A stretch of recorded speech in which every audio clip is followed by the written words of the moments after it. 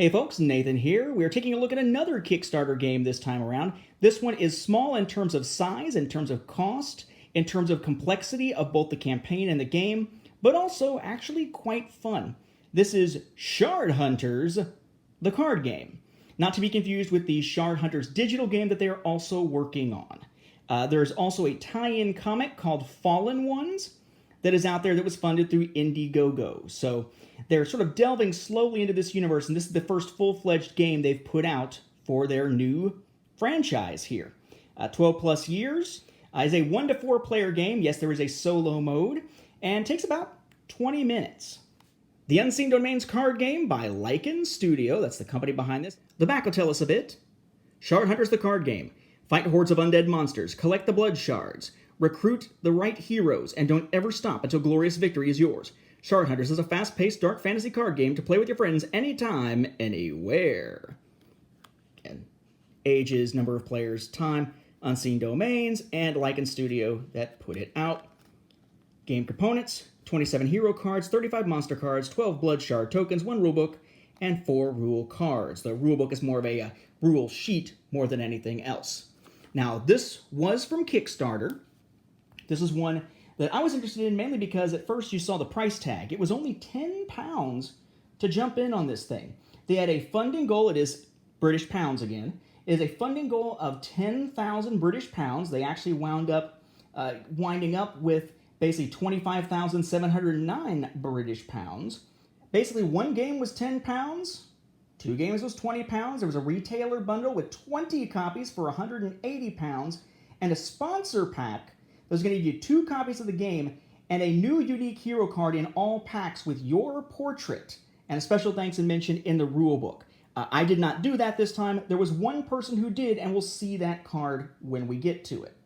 They had one add-on. It was a digital comic called Fallen Ones. It's basically a digital comic that they initially funded through Indiegogo that would go with this. Whereas the game says 12 plus years and up because of some of the art and whatnot, not the gameplay, just the art. I would say that the comic is way into mature territory. So if you have a kid who's playing this, don't let them check out the comic as a way to expand the universe until you know for sure what they're going to be getting into. It is a particularly violent and sexually oriented comic for those who are parents looking at this as a potential game for their kids. The game itself, though, is quite fun and relatively quick to learn. Now, as we talk about this game, we're going to be taking a look at various stretch goals that were added to the game as it went along that's in every copy. That said, they did it in kind of a weird way, so we won't be talking funding amounts. Basically, they did it through achievements, and 16 of 21 were met.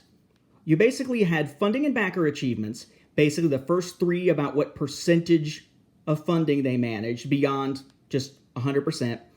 They hit the 150%, but that was it. And then number of backers, they reached 1,000, but not 2,000 or 3,000, so that's 2 unlocked there. There were retweets and Facebook shares for certain tweets and Facebook posts that they wanted you to share. We had the 50, 100, and 200 retweets, and then the 50, 100, and 200 shares. For YouTube and cosplay, we had a certain number of times a YouTube video should be viewed. We had 500, 2,000, and 5,000, met all of those. Cosplay, people cosplaying as characters in the game, which was a little odd because the game wasn't out yet, but still managed 2 and 5, but not 10. Then you had the board game geek ones here for number of fans of the game, 50, 100, and 200 all met. So 16 out of 21 achievements met, allowing for the stretch goals that we were about to see. Now again, the rule book is actually more like a rule sheet. It folds out, again, is a very simple game to learn. Quick overview, goal, components, game setup, player turn, the hunt, we'll look at that in a moment and everything, colored monster cards, the tavern, the team. You flip it over. Some specifics on a couple of heroes, or on 5 heroes just to be sure.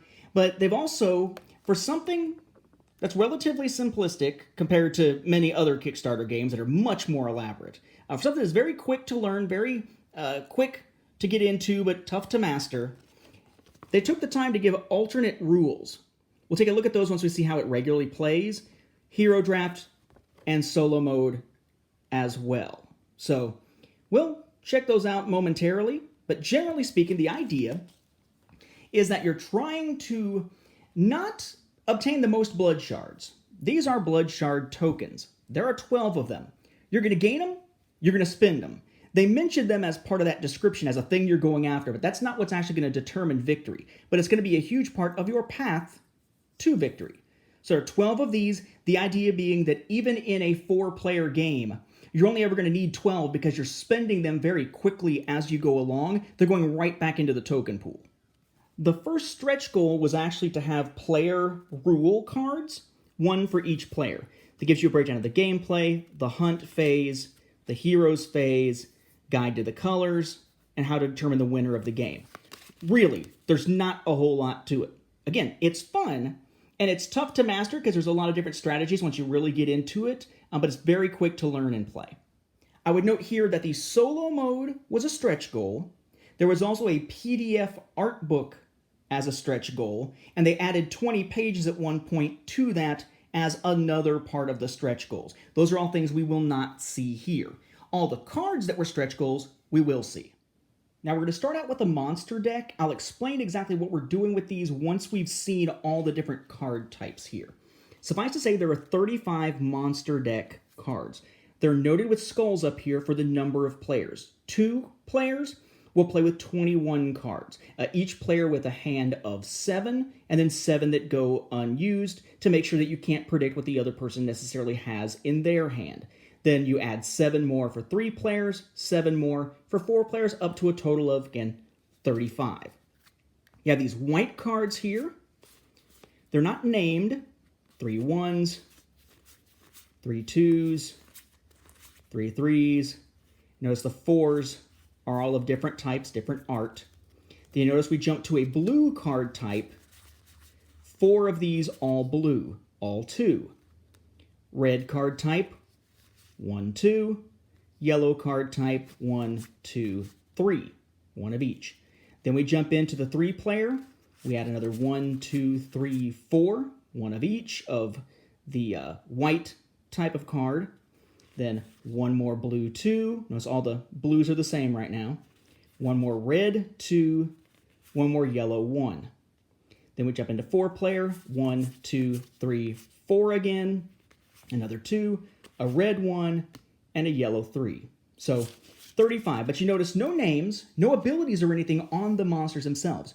Just numbers, just a value. And it's done as a value you can see equally from either side, like you would see on a standard deck of poker cards. Then we have the so-called Tavern Deck. This is the deck where we are going to recruit our heroes for play. There were 20 originally in the game. Notice there's ones marked with a star, there's ones marked with a blood shard.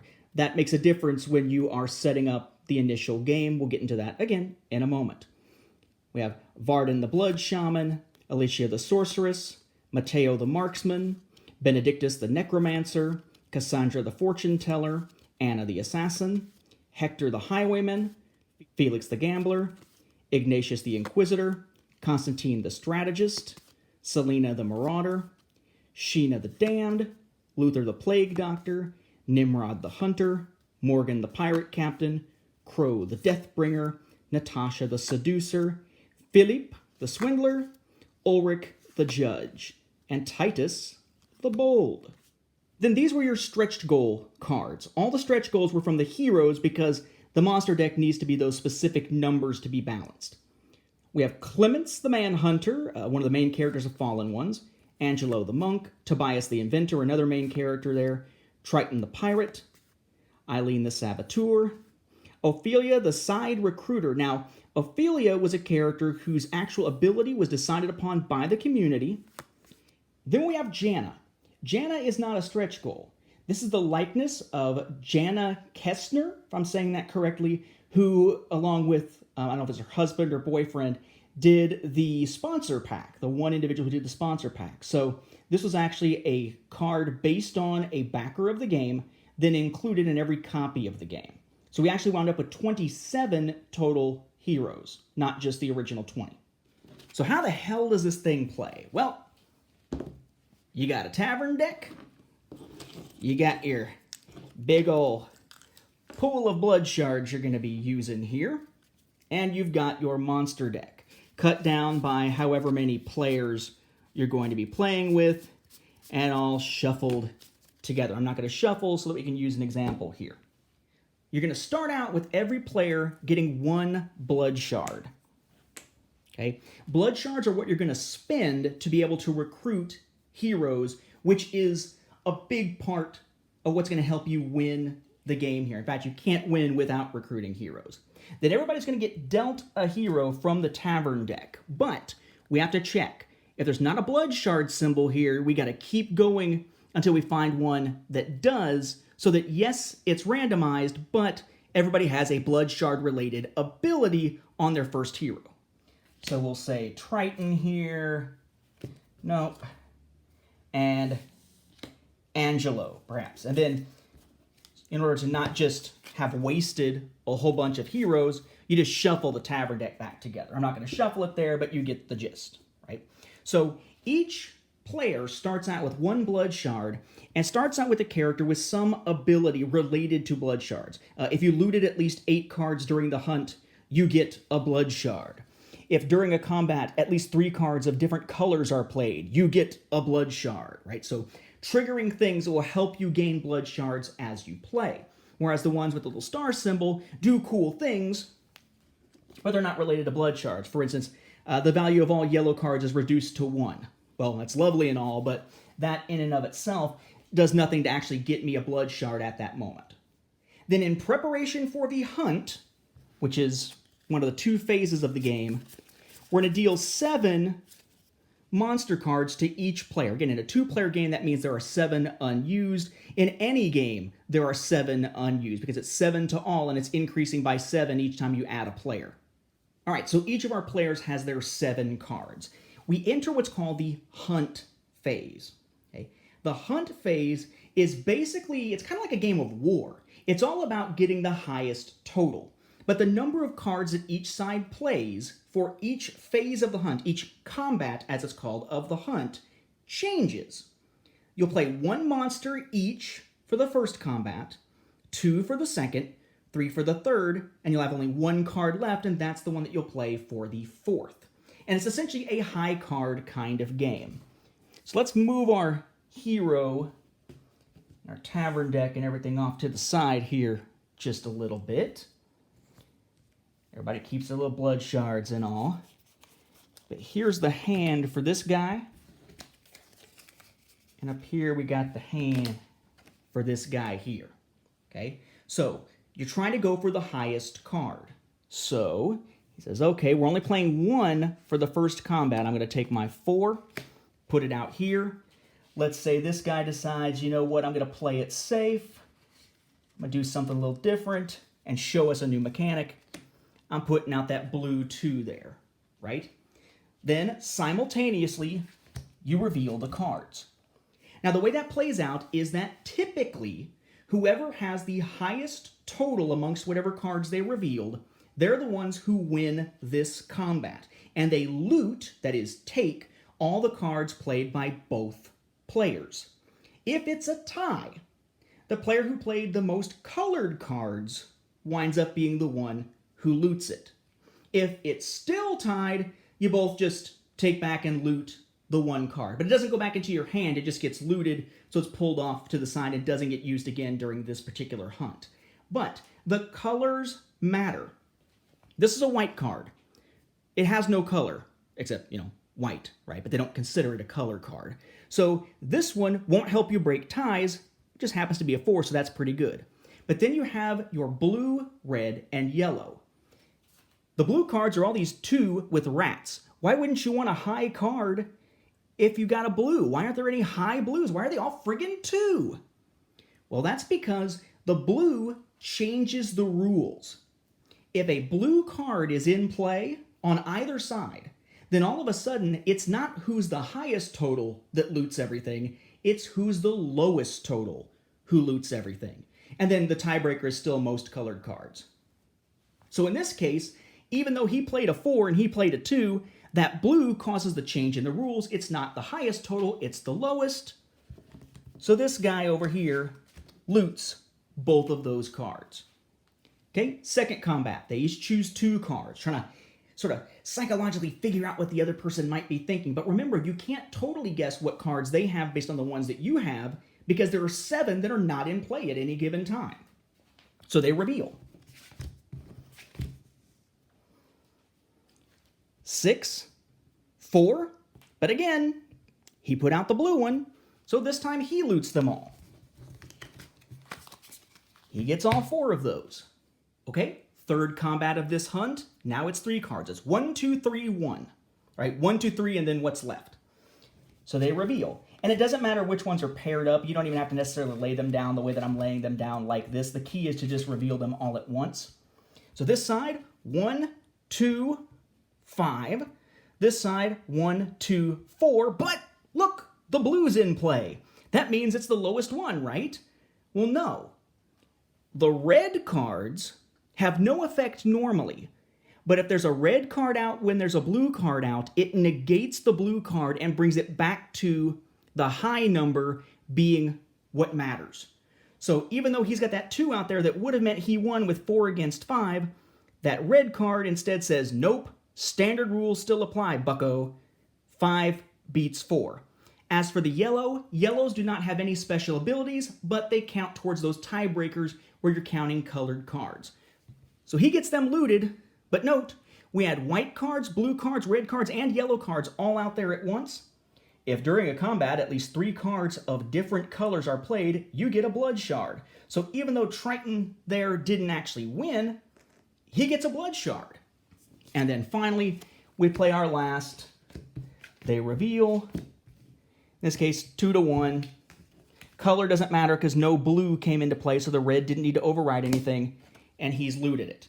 Now, it's pretty obvious who won this particular hunt. You got 2 cards looted by that player. The other player over here looted the other 12. So since he won the hunt, he gets a blood shard. If it turns out that there was a tie between who had the highest points, and again, this could be up to 4 players, so it's not necessarily going to be 7 and 7, but it could be. If there was a tie for who is top, then whoever looted the most colored cards would win, just like the colored cards played are the tiebreaker during an individual combat. And then if it turns out that it's still tied at that point, then every player who is tied gets a blood shard. These all, though, just come back together, and you're going to shuffle them and use them along with those other 7 that you didn't use last time for your 21 or 28 or 35, depending on number of players, for the next hunt phase. That is actually why I would really recommend sleeves for at least the monster deck. You're going to shuffle the shit out of these just in playing one time. And they're not super thick cards. I mean, they're decent thickness cards, but they're not super thick. They're not linen or anything.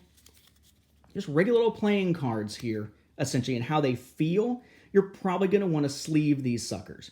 Unfortunately, one thing that was constantly asked for during the campaign that was not made possible because of the logistics of doing so, the actual card box will not fit sleeved cards. At least not all of them. All right, so now we're in what's called the Tavern phase. Now, in the Tavern phase, let's say you had each of these guys with 3 blood shards instead of just 2, okay? Once you have gotten your hands on 3 blood shards, you can spend them, putting them back in the pool, okay, to draw 2 cards from the top of the Tavern Deck. So here we have Clements and Jana, right? You choose one of those 2 to recruit, whichever one, it goes onto your side. The other one goes on the bottom of the Tavern Deck. And this player would do the same, drawing 2. In this case, Ulrich and Titus. I'm partial to Ulrich.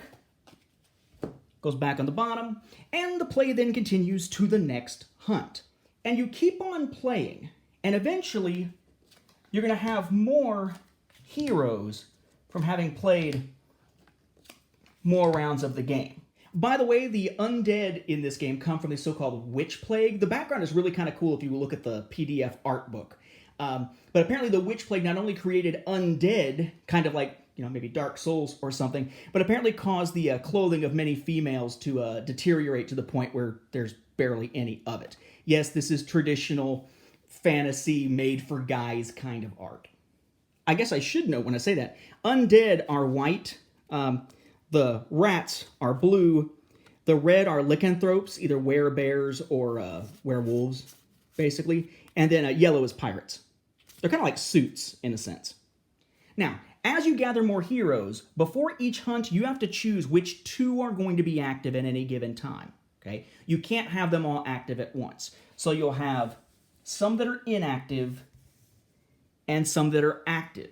They still count as part of your team, but only 2 of them are active for each hunt.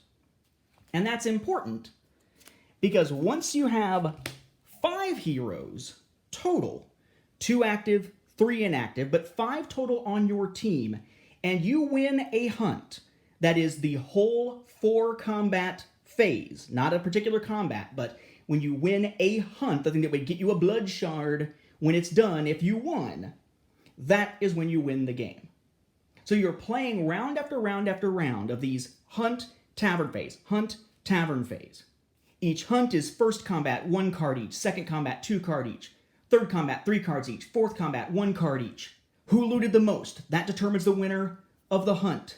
Tavern phase, if you got 3 blood shards, spend them, draw 2, pick 1, other goes on the bottom. They go into your group before the next hunt. Pick which 2 are going to be active and which are going to be inactive. Keep playing until somebody has 5 heroes total, and then they win a hunt. Game over. They won. It's not about the number of blood shards, but without blood shards, you can't recruit the heroes that you need to be able to get to that point of having 5 when you win a hunt. It doesn't matter how many hunts you win if you don't have the 5. That said, there are alternate rules. For more rapid gameplay, or if you're short on time, you can decrease the recruitment cost of heroes from 3 blood shards to 2. If you want to have more complex and difficult gameplay, more dynamic gameplay you might call it, then you could choose to increase the number of active heroes during a hunt from 2 to 3. So you might have these 3 active instead of 2. If you're already familiar with the heroes, you could try an alternate way to play. At the beginning of the game, have all players draw 6 hero cards each from the shuffled Tavern Deck without letting the other players see them. You select a hero, place it face down in front of you, then pass the remaining cards to the player on your right. Select another hero from the ones you just received from the player to your left, pass on the rest, and so on until there's only 1 card left, which goes directly back into the Tavern Deck. The 5 heroes you selected become a local Tavern Deck. At the start of the game, and whenever you have 3 blood shards to spend, you recruit any hero from your local Tavern Deck. Not randomly, any hero from those 5, but only from your local Tavern Deck. You recruit all 5 heroes, then win a hunt to be the winner of the game. So it's still a goal of 5, it's just that you have to take them from your own individual Tavern Deck that you've gotten through the drafting, which lets you have some control over which heroes and which abilities you're going to get, rather than it just being a random 2 and pick 1. There was also a solo mode. Again, that was a stretch goal. The solo mode has you defeat the so-called Reavers, who is sort of a solo enemy. Again, if you win a hunt with at least 5 heroes, you're the winner. If the enemy does first, they win, basically, and you lose. It's basically 2-player mode, except all heroes on both sides are always active. There are none that are inactive. No 2 or 3 limit. Both sides have their own Tavern Decks. The Reavers basically have one that includes 10 specific heroes, and then the other 17 are in your Tavern Deck. And then as you play, you basically just take all the monster cards that the Reavers get, put them face down, and just play the corresponding number of cards from the top of that stack for each combat. There's no strategy involved in the opponent side. Anytime they have 3 blood shards available, they automatically hire the top hero of their Tavern Deck. They don't draw 2 and pick, it's just top 1. And they start with 2 random heroes on normal difficulty, or 3 if you want to put it on sort of a hard mode. So it's a relatively basic solo mode, but honestly, it'll kick your butt quite a few times just because of the luck of the draw. So there you have it, folks. Shardhunters from Lycan Studio. A quick game, easy to learn, fun to play, up to 4 players. There's a solo mode. A lot of stuff, a lot of fun packed into this little box for that little 10 British pound price tag. I do wish the box could accommodate sleeved cards. You really, really need to look into sleeving them. The game itself feels like, in terms of the printing style, in terms of the card type, it feels like what it is, a game that was designed to be a very low-cost game for the consumer. But that means you're probably going to have to invest a little bit, sleeve-wise, to protect it if you're going to play it very much, especially that monster deck, because again, as I like to say, you will shuffle the shit out of it every single hunt. Just be aware, but otherwise, have some fun with it. The universe is pretty cool. Check out the art book for more on that. It is a PDF. And Fallen Ones as the comic, which you can also find on Indiegogo, give you some more background, but again, it is a very adult content type of publication.